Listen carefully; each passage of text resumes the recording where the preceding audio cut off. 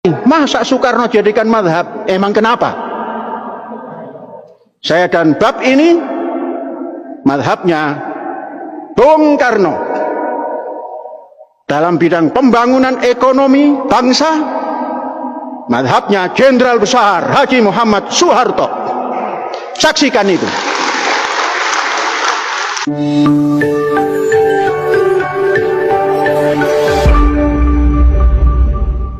Bung Karno menerajang Muhammadiyah.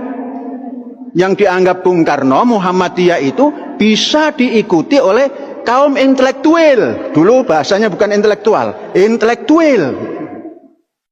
Lah kok ini masjidnya masih ada tabir-tabir? Dilabrak oleh Bung Karno. Aku masuk ke Muhammadiyah karena aku tahu tujuan Muhammadiyah adalah bisa diterima oleh akal intelektual. Tapi setelah saya melihat ini, di masjid ada tabir, ada musyawarah Muhammadiyah ada tabir, saya akan keluar kalau tidak dirubah. Tabir adalah merupakan simbol perbudakan wanita. Kapan itu dibaca oleh Syekh? Nah, Syekh kenalkan dulu mengapa Syekh kok mengatakan madhab Bung Karno itu.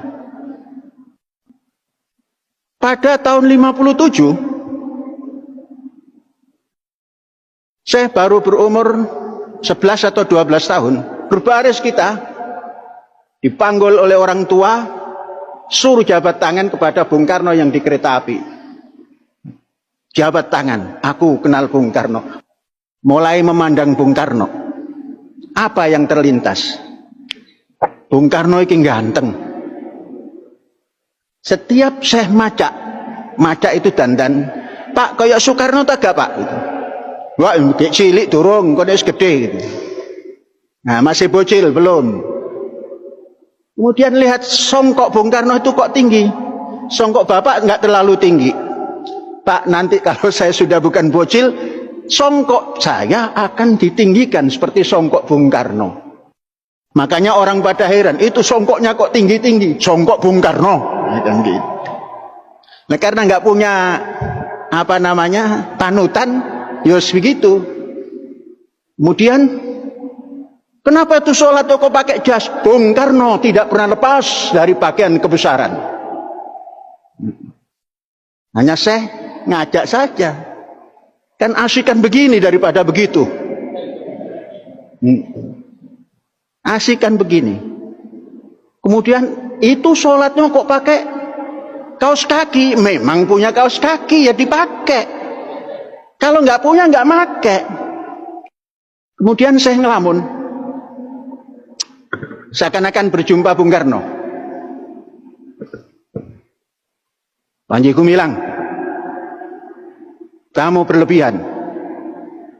Mengapa berani meletakkan wanita di soft depan?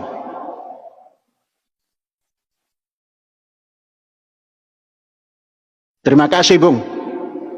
Mungkin umurnya sama. Tatkala Bung Karno wafat kan 71.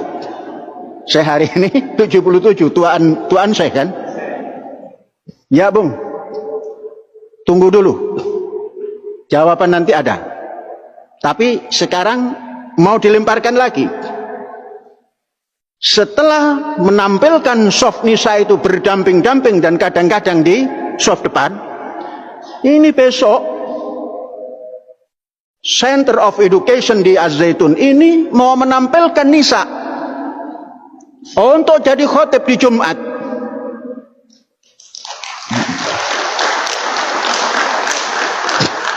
Itu Bung Karno secara imajiner meletakkan topinya. Saya juga menaruh topi. Loh, sirai Panji Gumilang kok wis metu uan nih. Dijawab oleh Panji Gumilang, tua aku Bung daripada sampean.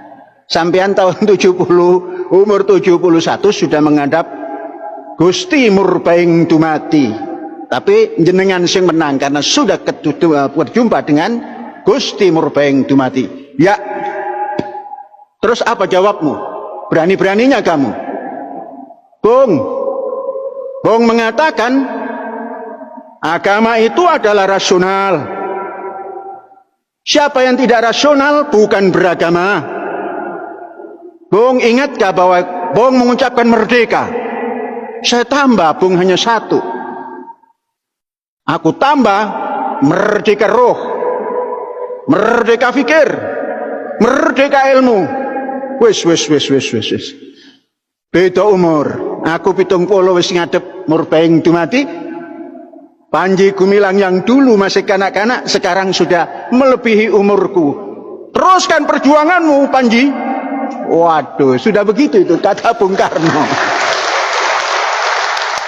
Tapi ini imajiner. Lah orang-orang mazhabnya Syafi'i, Maliki, Hambali sambil tidak tahu, makamnya saja nggak tahu gitu kan? Itu ngotot. Lah ini Bung Karno pernah salaman, punya buku bisa dirujuk. Rujuk. Saudara-saudara, 3-4 tahun kemudian setelah berjumpa salaman dengan Bung Karno, saya ke Gontor. Saya ke Gontor pun telat. Harus menunggu beberapa tahun. Mengapa?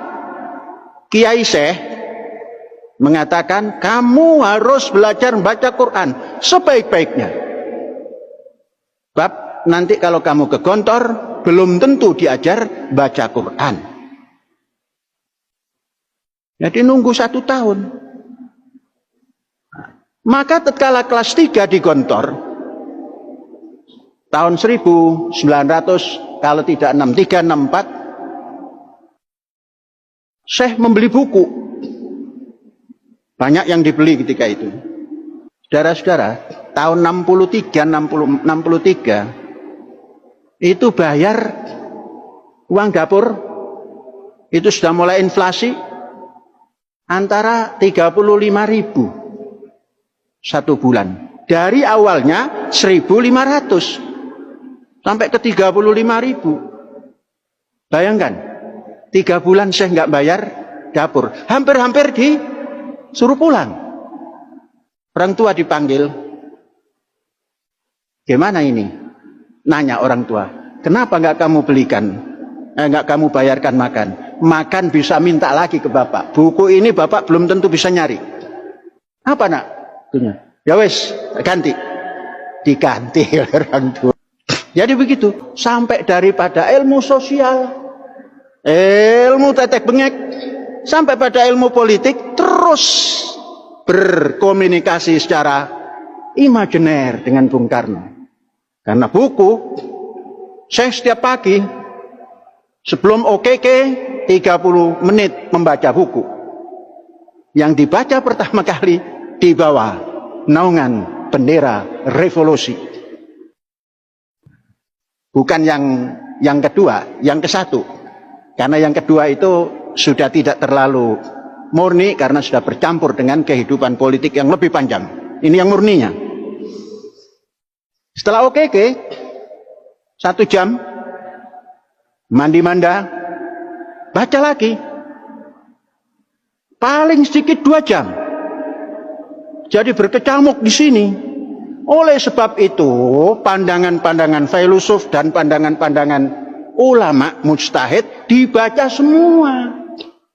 Ini nanti akan tumbuh lagi. Masa Soekarno jadikan mazhab? Emang kenapa? Saya dan bab ini mazhabnya Bung Karno dalam bidang pembangunan ekonomi bangsa. Mazhabnya Jenderal Besar Haji Muhammad Soeharto. Saksikan itu. Saya nggak usah ngecewes di medsos, nggak ada yang gubres. Ya begitulah. Adapun ini nanti diviralkan lagi oleh panitia masjid, ya memang di sini merdeka. Nah silakan, tidak pun tidak apa-apa. Inilah berpikir merdeka, punya roh merdeka, punya ilmu merdeka, maka selamanya hadza wallahu yar'ana wa yakhfaduna walhamdulillahi rabbil alamin, merdeka. Ya sudah.